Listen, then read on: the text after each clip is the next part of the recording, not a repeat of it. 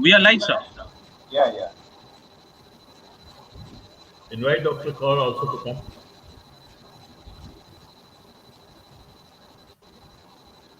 Should I start, Dr. Leela? आप doctor कर को इंट्रोड्यूस करके उनका स्टार्ट करा दीजिए. हाँ सर मैं हूँ सर यहाँ पे. हाँ सर. हाँ, okay. Good afternoon, friends. It's my pleasure to introduce Dr. Arindam Kar, who passed out from MBBS from National Medical College. Then he has done his MD in anesthesiology from IPGMR, University of Calcutta. Then he has done DNB, FNB, EDCMI, ICM, FCCP, FCCM, and FICCM. He is Senior Consultant of Critical Care Medicine and Services of Bellevue Clinic, Calcutta. He is the Director and Head of the Department of C.K. Birla Group of Hospitals, Institute of Critical Care. He was formerly Director of the MICC Medica Super Specialty Hospital. He is the Director and the founder of SET Academy. It was established in 2014 to spread the education and impart training to all stakeholders of healthcare and working on the 4 different vertical skill development, academic and simulation and digital learning and medical events. Till date, SET have trained 2,000 healthcare personnel and conducted more than 100 programs nationally and 50 programs internationally. He is General Secretary-elect of FCCM 2021 and member of the Executive Committee of 2011 and 13. Now I request Dr. Dhar. Dr. Kar, hello, sorry. Now I request Dr. Kar to start his deliberation, please. Hi everyone.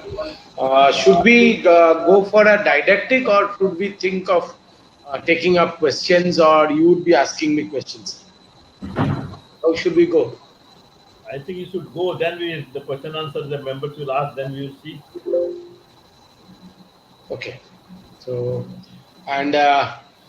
we would be focusing on mostly the home-based treatment, or overall I give an overview of what is happening on Corona. To start with the home is more important for us. Then we will think of the hospital one. Okay, fair enough. Good afternoon, everyone. I think a lot of people have joined and slowly they would be joining. We'll take up questions. My name is Arindam. I'm introducing myself. I have done my post-graduation from Kolkata, and then I did my postdoc in AIIMS and Gangaram Hospital. Then I went to different countries, almost 7 different countries, where I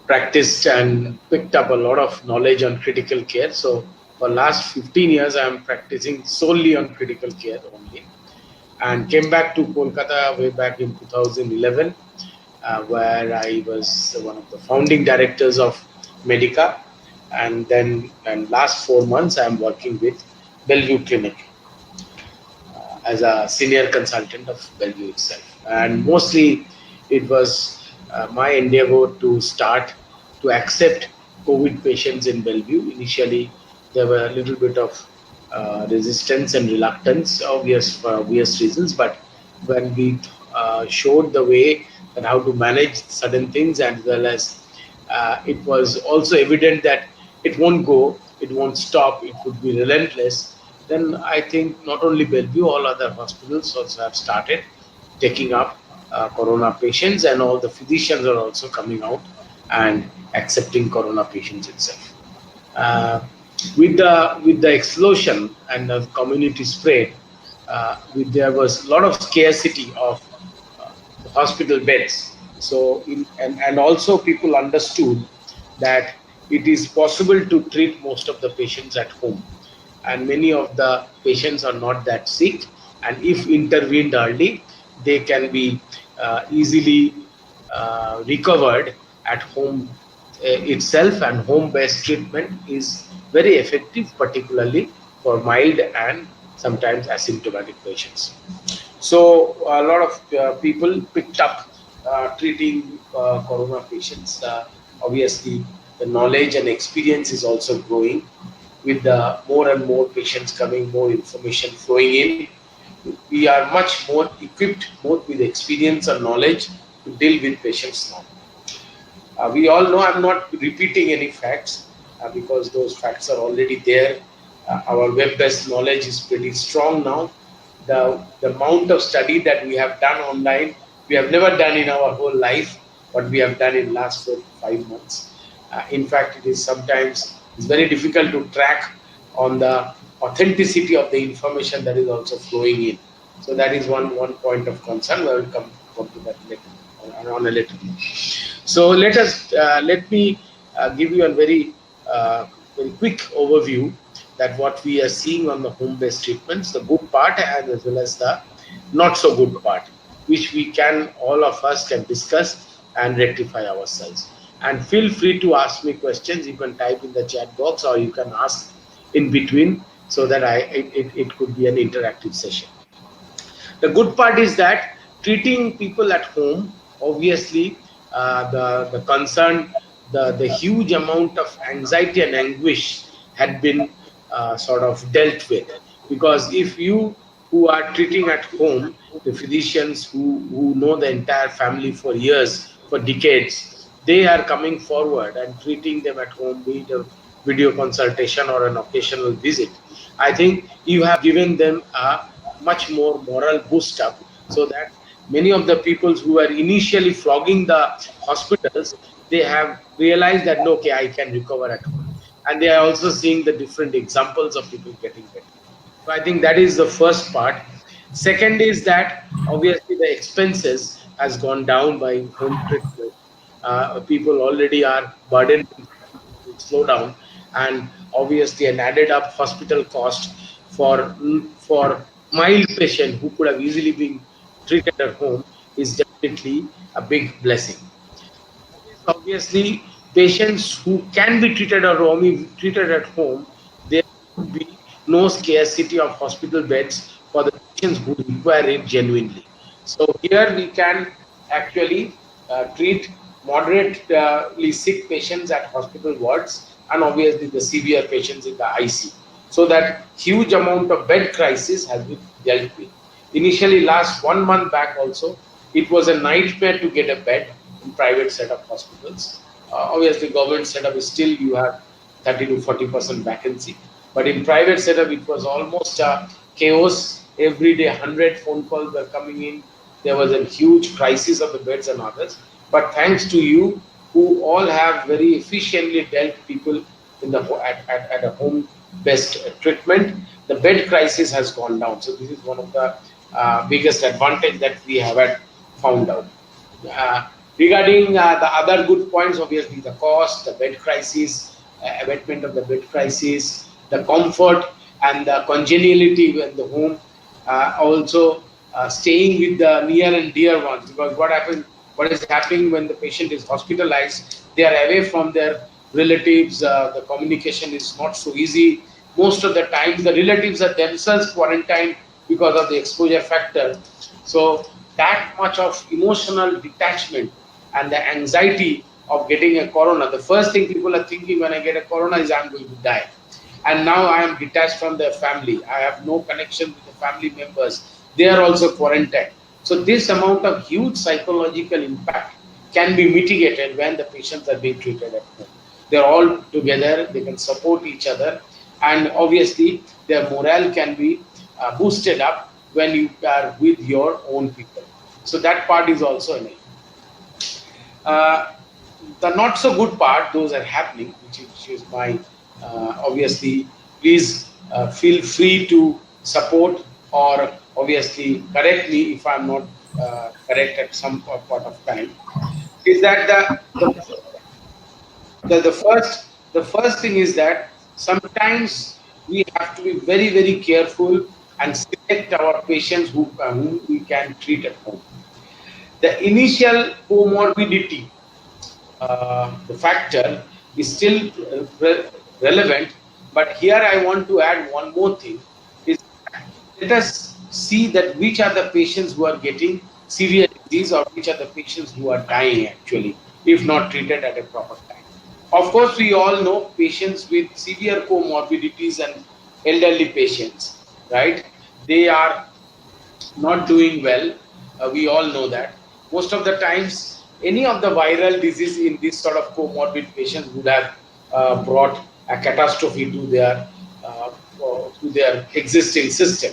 So anyway, it is corona is no different than any other viral, particularly respiratory viral disease, which can cause a very significant morbidity and mortality. So nothing new about it.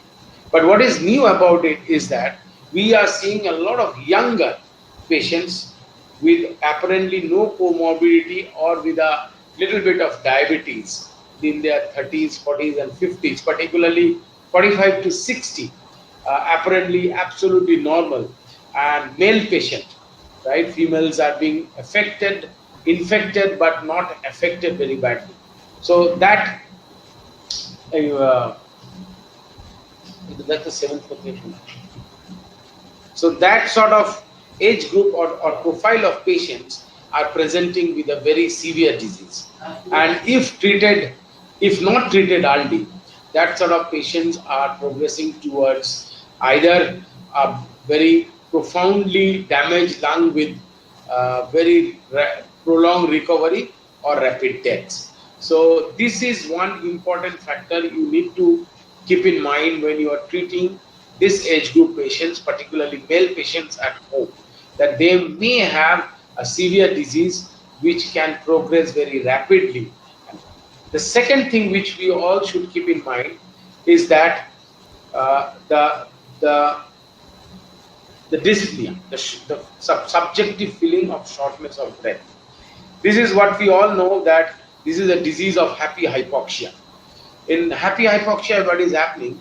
Unless and until the saturation goes below 90, sometimes even below 80, the patient is not complaining of uh, dyspnea itself. And what everyone is doing, they're putting up a pulse oximeter.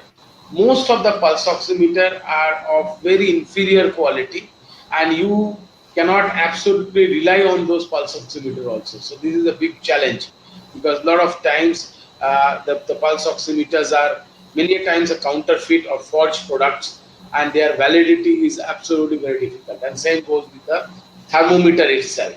So how to identify which patients are actually sort of getting a bad lung is obviously difficult. But what we have found, but the literature as well as with our experience, is that the patients who do have in this age group with comorbidities, with an unabated or not being corrected temperature and all others, and little, even a very basic symptoms of shortness of your breath, that is the dyspnea, should be investigated further. So that is a very, very important lesson that we have learned.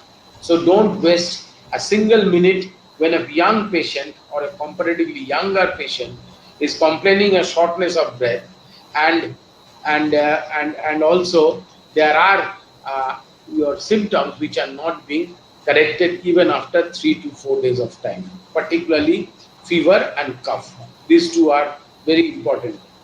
And obviously, we know all there are other symptoms which are very pathognomonic, particularly anosmia and others, but those are not indicative of severe disease. So, moderate to severe disease is unrelenting or relentless fever, cough, and initiation of shortness of breath, and obviously hypoxia if measured through a proper validated pulse oximeter. So, this is that you need to pick up.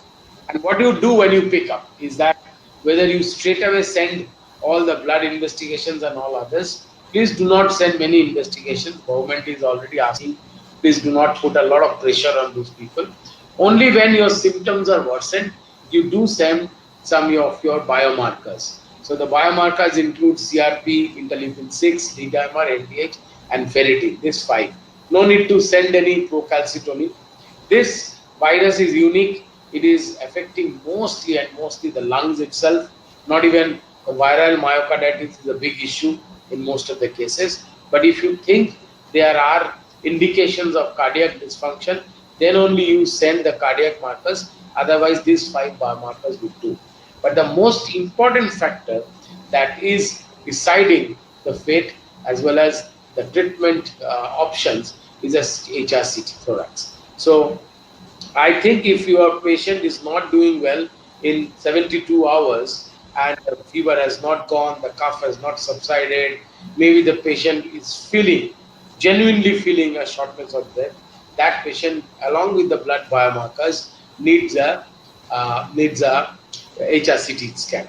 Regarding blood biomarkers, I missed one very important part, is that lymphopenia, your normal WBC count with lymphopenia. So if your lymphocyte is less than 10%, some people are also saying neutrophil to lymphocyte ratio, but not to complicate things, a simplified lymphocyte percentage, if it is less, then your patient is into a moderate to severe disease process. Obviously, there would be corroboration with other factors also. And how to diagnose a patient who is whether a genuinely positive or genuinely negative. What we do is that I take a 5 factors. One is the history and symptoms. That means very typical fever, anosmia, dysgeusia, then your cough and all others. Conspicuously absent in corona is headache or retroorbital pain. That is not happening. Running nose is not happening in corona. So these are, you can very easily check them out. These are not negative symptoms for corona. So you have to have positive symptoms for corona. So that is the history. Second is obviously the contact history, or someone has developed at the house. All the members, all other members are positive. So that is also an important factor. Third is blood biomarkers. If you have done some blood test even before you have done a COVID or a HRCT, so you can take a clue from most of the things. How it is happening is that a normal leukocyte count with a little less lymphocyte, raised CRP, raised LDH, raised ferritin, and normally 2 to 5 times of interleukin 6. So this is how it goes. Liver enzymes are not that much raised. Coagulation profile is absolutely normal.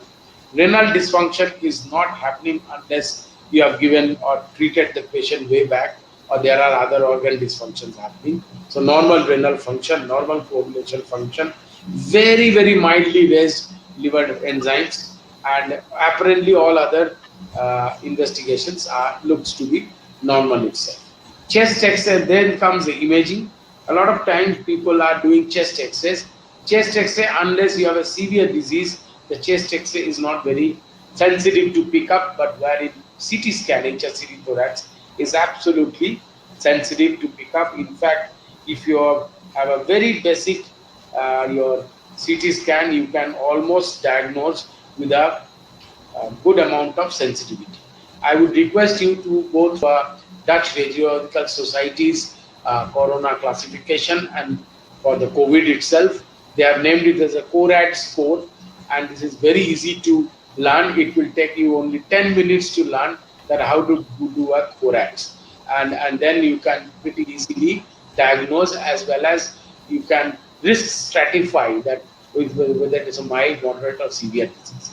And lastly, we confirm our doubt with the COVID RT-PCR test. And here I would like to point out 3-4 things. Is that a lot of you always do it from a recognized ICMR and NABL recognized or a government recognized laboratory. Lot of your laboratory, I won't, maybe I'm taking a permission to name them, like Medinova and then Home Care people and all these people.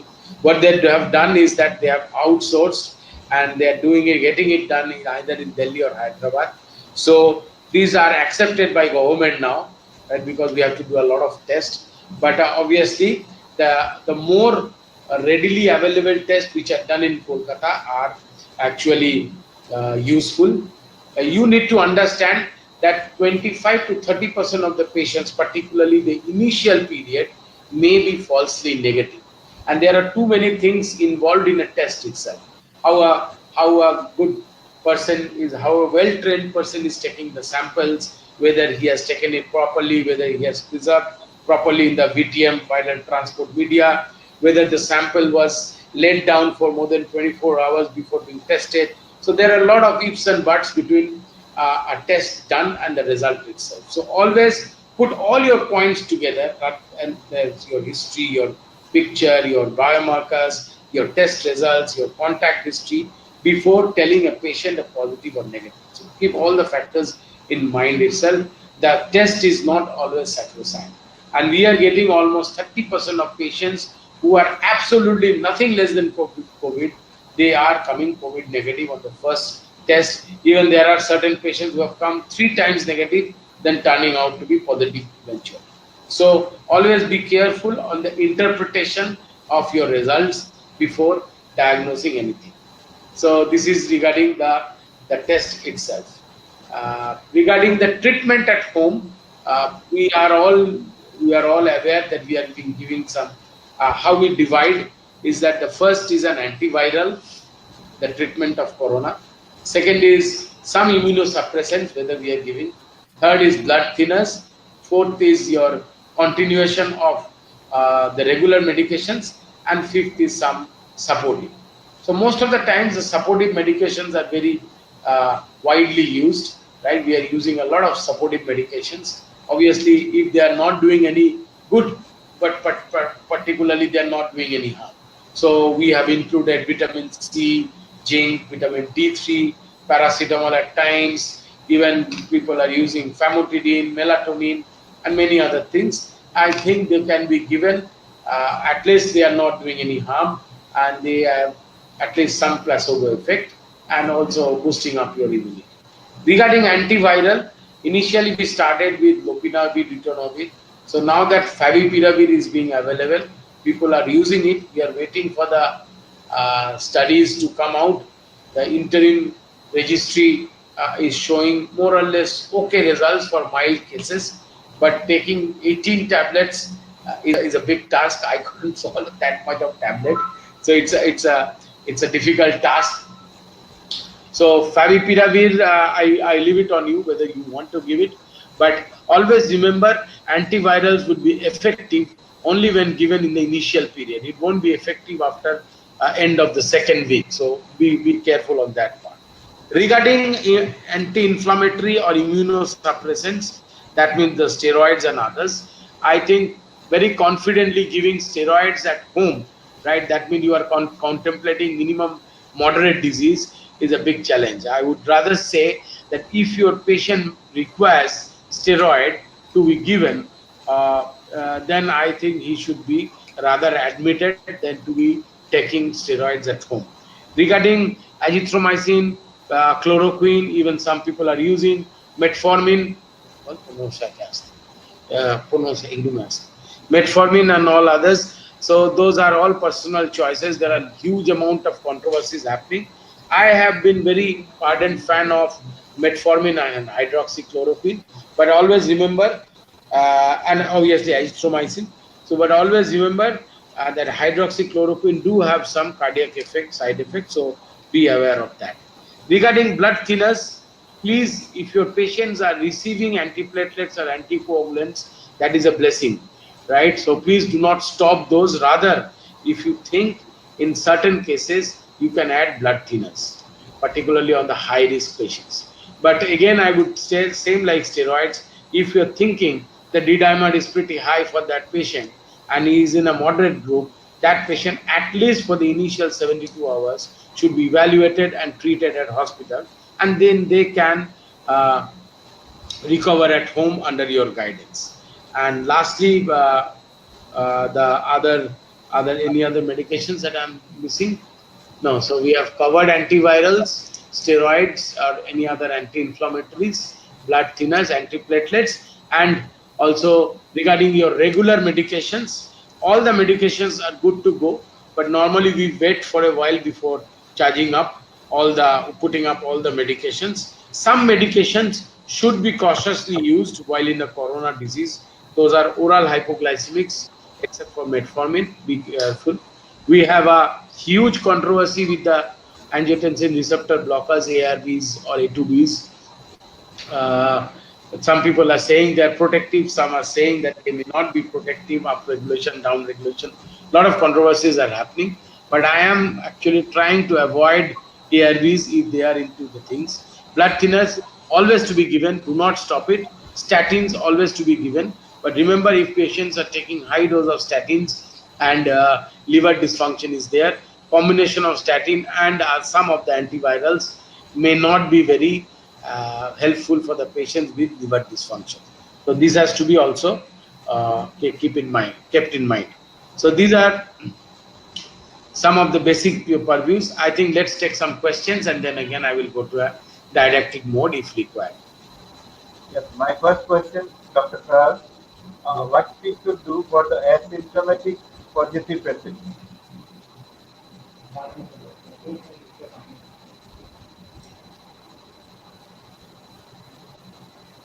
Hello? So yes, sir, should we take some questions? Yeah, Or you want to ask something? My first question is, what we should do for the positive asymptomatic patient? Positive asymptomatic. Put it in chat. Put it in the chat. Should I put it in the chat? No, not for you. I'm telling Dr. Gulgulia is asking a question. It appears it is not going to you. Anybody asking any question? There are many questions in the chat box.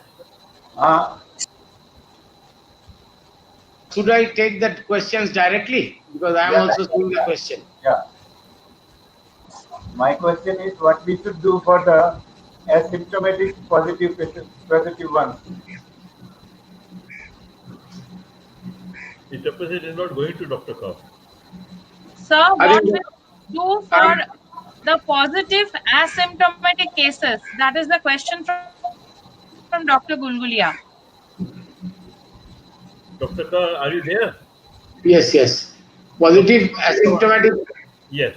Yeah. Yes, positive asymptomatic cases. Just to interrupt, I think Dr. Mumtaz Ahmed has joined us to ask questions live.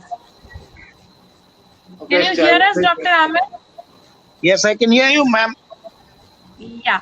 So, let sir answer this question, then we'll take your question. I didn't get the question. Positive asymptomatic? Asymptomatic case, the positive. How do we manage the positive asymptomatic cases? RT-PCR is positive, but he's asymptomatic. Or you may not treat them at all. You just give some supportive medications and ask them to, because if there are absolutely no symptoms, there is no point of treating. You just give them some boost up. Otherwise, they may bother you time and again. So some basic vitamins, supplements, and some of the zincs, those would be good enough. And you do not able to treat, but okay, you have to follow whether they develop some symptoms in due course of time.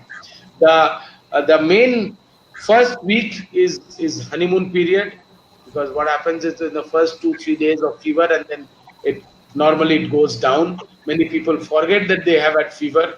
Many people are in the denial mode.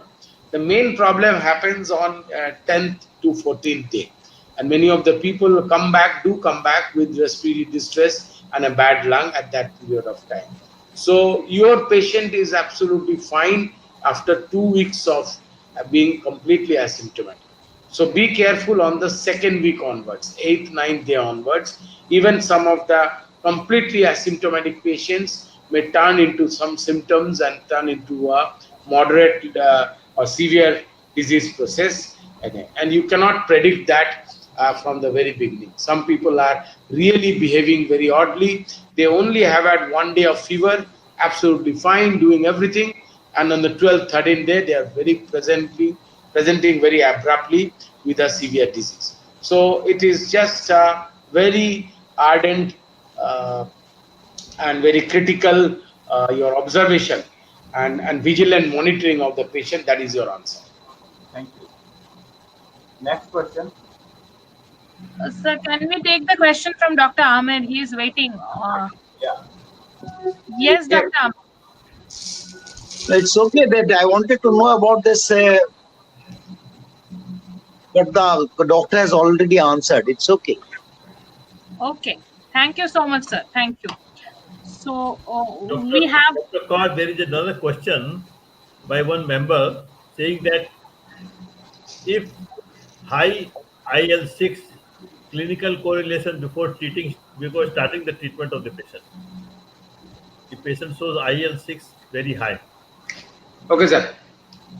So you need to understand interleukin 6 goes up for many reasons. This is not very absolutely specific or unique about corona.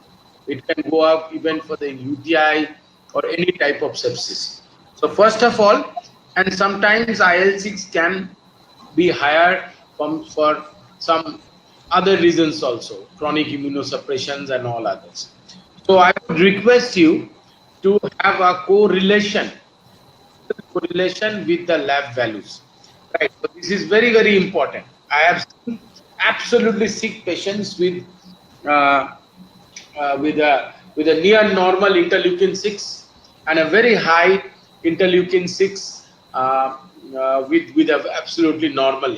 So how we are correlating for whichever patient needs therapy with tocilizumab due to high IL-6 is that we are seeing the patient, we are looking into the clinical features, we are looking into many different organ dysfunctions and others, a very bad CT with a high IL-6, as well as all the other parameters, biomarkers are also on the higher side.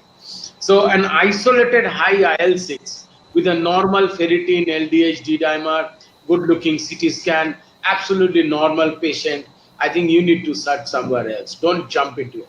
It's not a holy grail that an isolated IL-6 high value, it denotes very severe COVID sort of infection. There is another question from one Dr. Manhar Gala. He is asking, does ACE inhibitors prevent cytokine storm? I think I answered that in between. Let me take up this question. It's that ACE inhibitors, there is a huge controversy whether this is preventing or this is aggravating, because what the researchers have come up is that the corona is getting inside the intracellular route of corona is through the ACE receptors. So if inhibitors are there, the corona may not be able to go inside the cytoplasm and all this stuff, right? You see, it's a unique disease. It's a new to entire humankind, so we do not have that answer. Some people are saying that on a chronic ACE inhibitors, what is happening is that the receptors are blocked, so that there are much upregulated number of receptors, right? So when you are using a blocker, receptor blocker, there are a number of receptors that can go up, right? Upregulation, and so corona is getting more number of receptors to go in. So those people are not doing well. And some are saying, okay, you have a huge number of receptors being blocked by the blockers, so you are not getting a severe disease. So really speaking, I do not have the answer. But as of now, we critical care practice that ACE inhibitors or angiotensin blockers, we do not use in a severe disease. Because if hypotension happens or any other thing happens, they are longer acting normally and it is difficult to get rid of them from the system. So I think if a patient, it's your individual choice whether you stop or not. I am stopping ACE inhibitors or A2Bs when treating corona. There is another similar question. If the IL-6 indicates cytokine storm, then we should keep the tocilizumab ready at home also? Okay, regarding tocilizumab, if you are giving a tocilizumab, then the patient is really sick. It is indicated only for moderate to severe disease. Your IL-6 is high, CT scan is absolutely bad, and you have all other markers very high. So anyway, that patient needs treatment at the hospital, plain and simple. You should not be giving tocilizumab at home. Second is the government directive, pan India, is that you cannot write a prescription for tocilizumab separately. It has to be through an hospital pharmacy for admitted patients. So in both logistic and clinical format, tocilizumab cannot be given at home. And I have seen certain prescriptions from the family physicians of tocilizumab. Please do not give that. It is unethical and illegal to give a prescription on tocilizumab today. In fact, if you see, Cipla has come up with a disclaimer that tocilizumab is meant for something else. We are using it as an off-label use of corona. This has got no scientific validation. It is being used as a desperate measure, as an off-label use.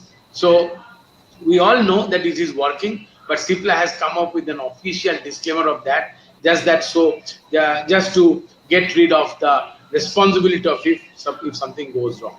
So tocilizumab is working.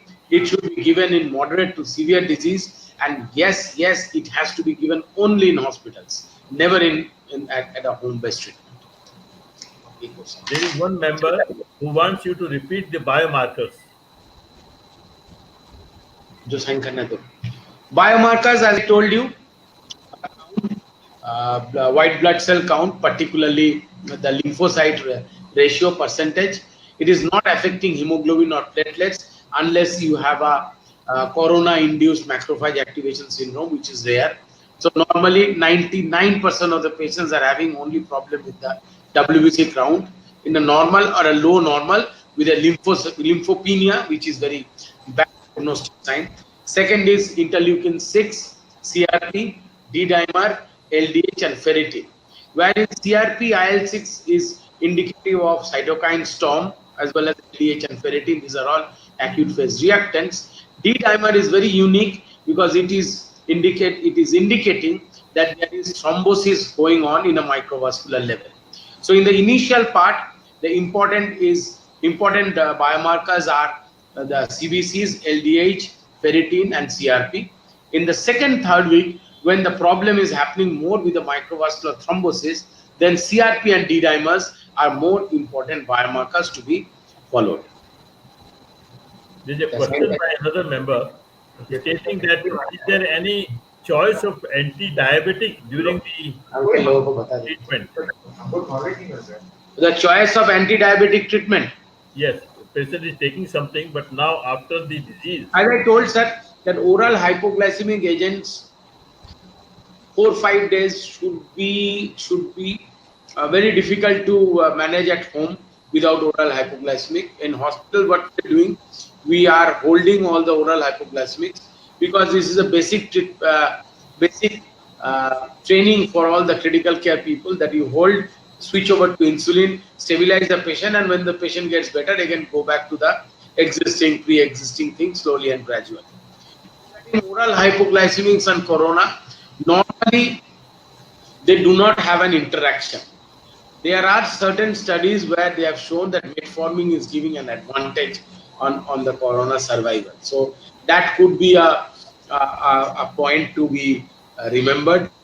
Normally, unless the patient is very badly diabetic, either on the hypo or a hyper range, you can carry over with your existing oral hypoglycemic. But if you have a fragile diabetic, very high requirement, and maybe you have added steroids, or the patient is unable to eat, then vomiting and all these things, so you be very careful to treat that patient at home. It's better to treat that patient at hospital for a while and then take him back. One more thing is what is happening in corona itself. A lot of patients are coming up with a ketonuria. Ketone bodies are being positive in the urine itself. Nothing to worry. Take care of the sugar. Keep it in the 200 to 50 range. Everything will be fine. There is a normal practice that PCR is done, RT-PCR is done to the patient, but they don't say about the CT values. We never see the CT value. What is the requirement and what you've done? The cycle threshold value, there also has been some controversies.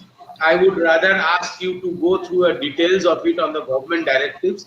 Both ICMR and our state and central government is not emphasizing on the CT values. A lot of times, some well-read, Google-taught patient relatives do come up with this question, this sort of questions. I think you should tell them to go through the government directives. CT threshold or your CT values are not officially being recommended to manage your corona patients. What about the patient who gets dengue also along with the COVID-19?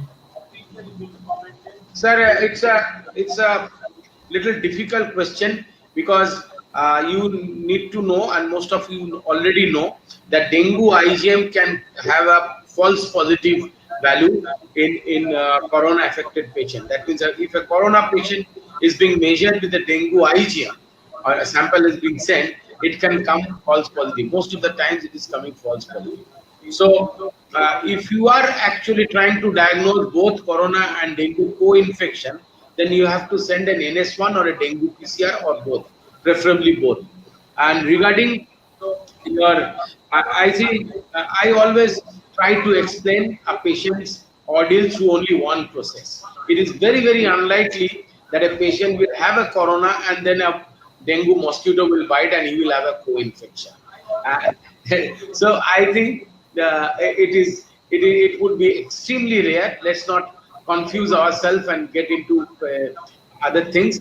I think let's treat corona only. But if you are still suspecting dengue, please send NS1 and dengue PCR. Do not rely on IgM. What is your comment about the ivermectin plus doxycycline combination in the home treatment? Sir, ivermectin and doxycycline combination, a lot of people are using. I am not very big fan of it. Some people are very happy about it. So it depends on your personal A.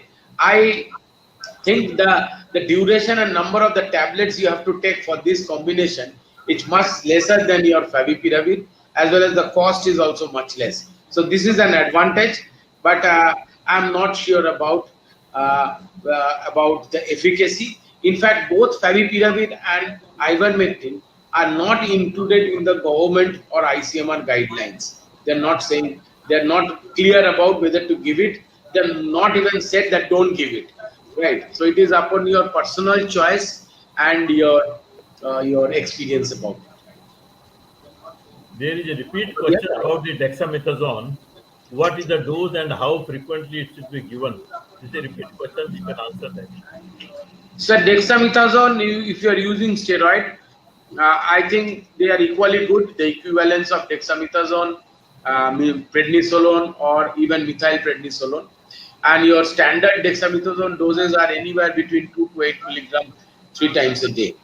But again, I'm telling you, if your patient needs higher doses of steroid, that means you are contemplating a severe, moderate to severe patient. That patient, please treat at hospital. Do not keep him at home. Relapse of the coronavirus? Relapse means one patient getting again. After 21 days?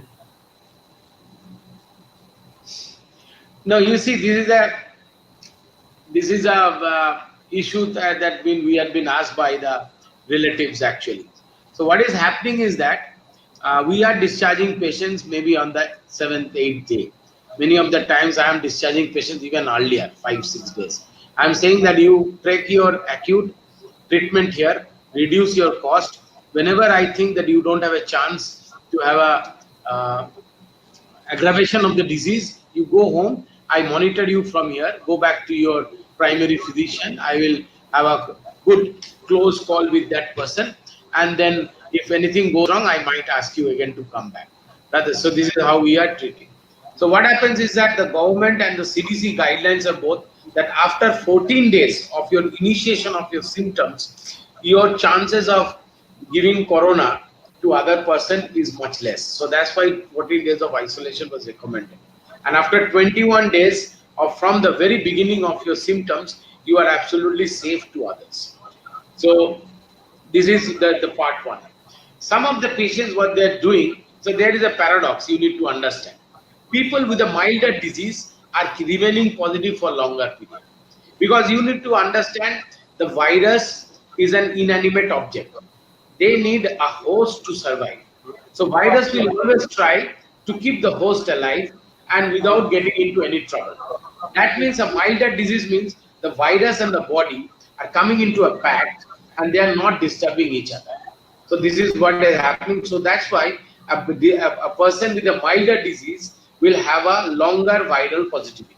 Wherein a person with a moderate to severe disease, they will, what they're doing is that their immune system is trying to kill the virus, and in that process, that hyperimmune response is damaging the body, and they are having a severe disease. So many of the times we are seeing a very severe patient with a severe COVID symptoms, they are becoming negative very quickly, or at times they are negative from the very beginning itself. So this is a paradox. So what is happening? One person goes home with a negative report on the 12th day, and when he goes home, everyone putting a lot of pressure on him, and he does a COVID RT-PCR from some other lab which has a different threshold value, and they give him a positive results. So people are thinking this is a relapse or a recurrence of the disease, wherein actually this is a variation of the test results or the methodology or the cutoff value. If you have to prove that corona recurrence had happened, you have to prove that it had happened more than 6 weeks apart. Second, there was complete abatement of the symptoms and recurrence of the symptoms, as well as your positive biomarkers, as well as what is positive RT-PCR. I think conclusively, no one has yet even proven this part, that this has happened conclusively. Wherein media is trying to again sell their news by fear mongering. Okay, we got a in Jalpaiguri, in Kuch Bihar, this patient, that patient. But I think corona recurrence is not happening as of now. For all respiratory virus, the immunity is as minimal of 6 months to 1 year.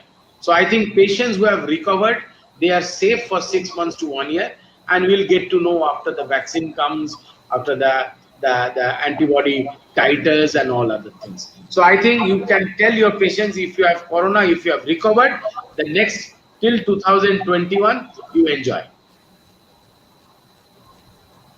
There is a question from one member. There has been reports of residual pulmonary disease even after 2 weeks or longer. What is your take on this? I think Dr. Praveen Shah, he asked this question. Thank you, sir. Rajiv Dhal has asked this question. So Rajiv, you also asked one. Yeah, this is one big problem that we are facing. You see 3 types of patients who are getting hospitalized. There are 3 varieties. One is patients who are succumbing to death despite all our effort. Second, there are a group of patients who are getting better very fast, 48 to 72 hours, right? I'm not counting the patients who should not be admitted at all in the beginning. And the third group of people are actually whose life is being saved, but the lung could not be. So this is a very unique situation. There are lung damage, residual lung damage is happening, and this could stay for indefinite period, if not lifelong. The 2 different ways the lungs are being affected. One is fibrosis and the other is thrombosis, right? And we are not being able to quantify which is more. In fact, we are treating both. And so what is happening is that in a fibrosis part, your oxygenation is not improving, your ground glass opacity is not going up, the lungs are still very stiff and all others. And wherein thrombosis, your D-dimer is pretty high, your PCO2 is pretty high and all others. So our approach had been that we, at all cost, how we are treating patient is that first is you're saving the life. Second is restoration of life, consolidated what you have done, and then our topmost priority is to prevention of this chronic complication in the pulmonary situation. So how we are doing it? We are very gradually reducing steroids. If not, we are continuing steroids for a while therapeutic anticoagulation from the beginning so that the thrombosis, microvascular thrombosis is not happening. Obviously, these are all for moderate to very, very severe patients whose life just has been saved. And also, many a times we are using antifibrotics like pirfenidone, colchicine, and even metformin can be considered as antifibrotics. And a very unique drug, two drugs which are being used. In fact, one I am being using, I have started it in Kolkata, is tadalafil. I am using it so that the pulmonary pressures goes down.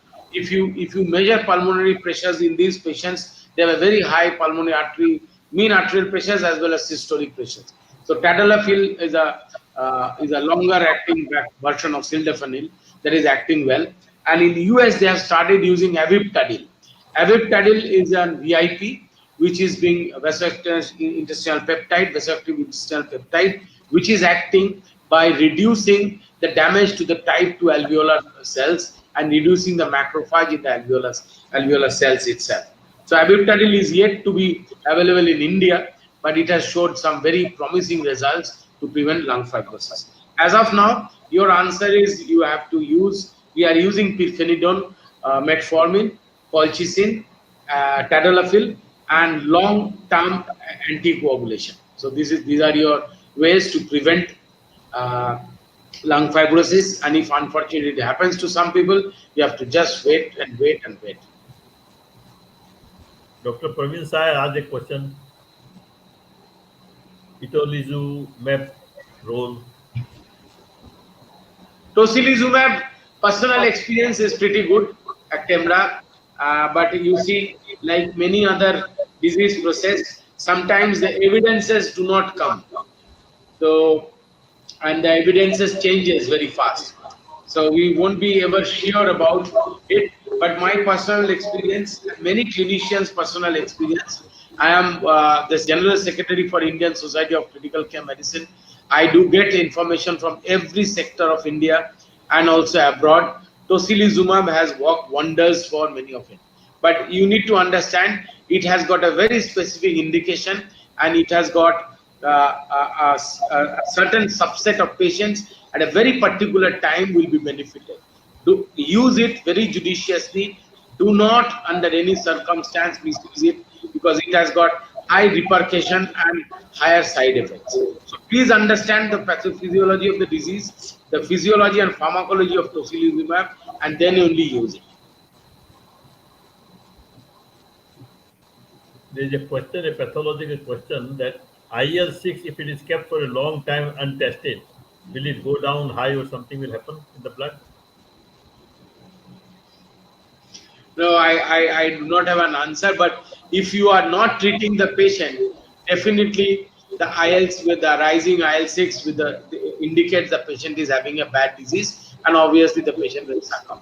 I have now a data of close to around 1,000 patients who have been tested on IL-6 in Bellevue itself, and we have correlated with the mortality, and it seems to that anything above 1,000, the survival rate is less than 5%, and anything above 3,000, none of the patient have survived. So this is the correlation of IL-6 with the survival itself. So this is what you can take. How about the myocarditis? Yeah, I had that. Myocarditis is not happening. Many patients, it's less than 1%. So it's not happening. What we are seeing, in fact, is very interesting is that we are seeing bradycardia rather than tachycardia. A lot of times patients are presenting with severe bradycardia rather than tachycardia itself. And myocarditis is not that important. Encephalopathy, hepatitis, myocarditis, these are happening but not affecting in a big way in our management. Very unique, only one organ injury, and that is killing the patients as well as killing our pace. One organ damage virus has come, and rather what we have seen that there could be right ventricular RV or LV dysfunction on the 3rd week of the survivors, where the pulmonary pressure goes up, when the pulmonary pressure goes up. So that may be a secondary cause of myocardial dysfunction rather than myocarditis. The last question that is there. So prophylactic use of the SCQ. Sir, you need to ask Dr. Ganga Khetkar and Donald Trump itself. They have given enough reason to answer this. But I think the best prophylaxis is your personal safety, how you have conducted yourself. I have come across at least 1,000 patients and another 2,000 relatives who were silently positive. And I have tried my best to keep on the mask, to maintain basic hygiene and keep a safe distance from it. But I'm not even confident that I would be able to evade corona eventually. But I would rather be very proactive in diagnosing whether the corona had happened and treat myself early. Many of the times the complications are happening when people are in a denial mode that I cannot have corona, or they are afraid to accept the fact that I may have corona and delaying the proper justified treatment. So that is the main reason where we are losing lives. If people have detected themselves, started treatment at an early phase, right? Almost the corona has less than 1% mortality. About the doses of Fabiflu? Fabiflu, that's 9 tablets in twice daily on day 1, and then 4 tablets twice daily for 14 days is the concept. But I think the first 18 tablets actually is good enough to irritate your patient and as well as the pocket itself. So I think I have curtailed it. I am giving it a total 7 days.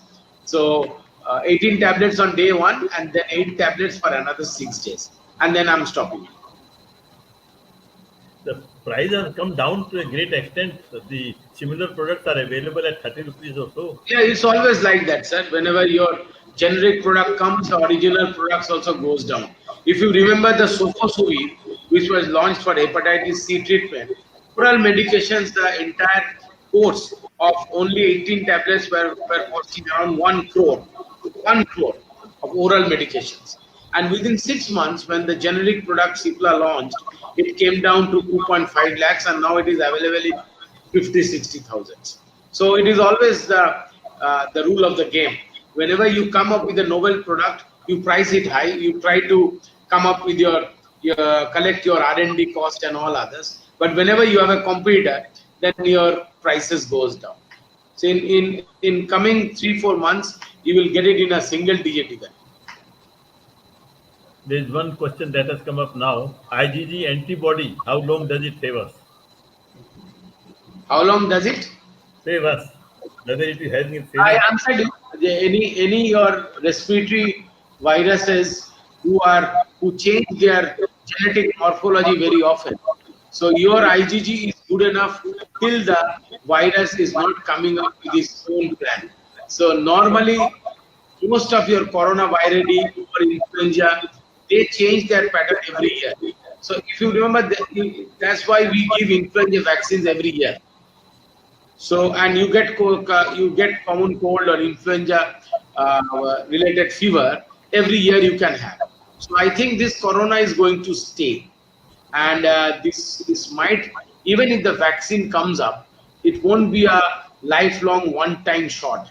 It would be rather a yearly or a bi-yearly shot. So I think this is the situation. Thank you very much, Dr. Kaur. An excellent talk. One more last question. Yes, sure. Is it wise to take influenza vaccine now? Dr. Kaur? Yes, sir. Is it wise to take influenza vaccine at this stage? No, absolutely not, sir. If see, our general teaching is that when you have an acute process going on, do not take any vaccines or something of that sort. You may not know how that live vaccine will create whether it is a good effect or a bad effect. Secondly, influenza is not giving any cross resistance or cross immunity. So no point of taking an influenza vaccine, saving yourself from influenza, and then get a corona, because it won't protect corona itself. Right. There are companies who are promoting you to take influenza. No, this is I am so tired of answering this question from many people. Right. It's a pharmacological ploy. They're trying to sell influenza vaccine in this Yeah, setup, It is right? So continuing. please do not mix with it. I think rather influenza vaccination should not be looked upon as a strategy to prevent corona. If you are trying to give it as a routine, for example, our dialysis patient, they get it every year. For a patient with very high comorbidity, cardiac surgery survival, right?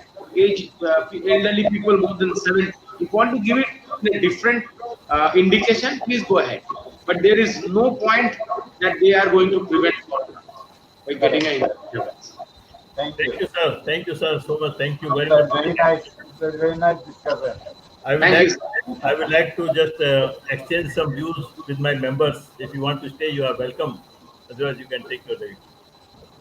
Dear friends, you all are there, and I hope you have all enjoyed the 2074th Independence Day. I'm happy that so many people have joined, although I wanted some more people to join here. In fact, we were trying to avoid holding seminar. Firstly, because our parent body, FFPI, am I being heard? Yeah. In fact, our parent body, FFPI, is holding their seminar every Thursday at 4 p.m. So we are sending this message into our WhatsApp. So please join that. That will be enough. How many things are going to happen? Similarly, there are many webinars conducted by GPA Bombay, by FPA Surat, and these people are also conducting. Even Bangalore is also conducting webinars. You can join them and you can listen to them as much as you are interested. We have been assigned a duty to hold a seminar on urology on 27th of this month, and Dr. Gulgulia is looking into it.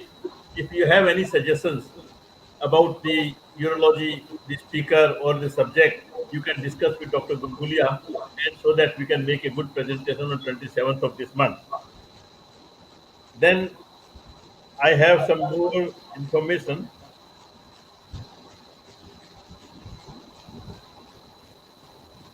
There is a request I have received from the president of FFPI. The president has to say that there is a scheme, social security scheme, under the name of FSS, and you can join this FSS before the age of 65. Now the speciality of this FFS is there that the last payment was 3,80,000 to the family of the deceased person, No. and they want to make it as 10 lakhs. So more the people are joining, it will be more practical to give 10 lakhs on the death of a member. That is basically what I wanted to inform you. Thank you very much. Thank you very much. Any question? Thank you, Doctor. Thank you, Please, Dr. Leela. Thank you, everybody, for being present. We wanted more people to join. Next time, we hope more people will be joining us. Thanks, everybody.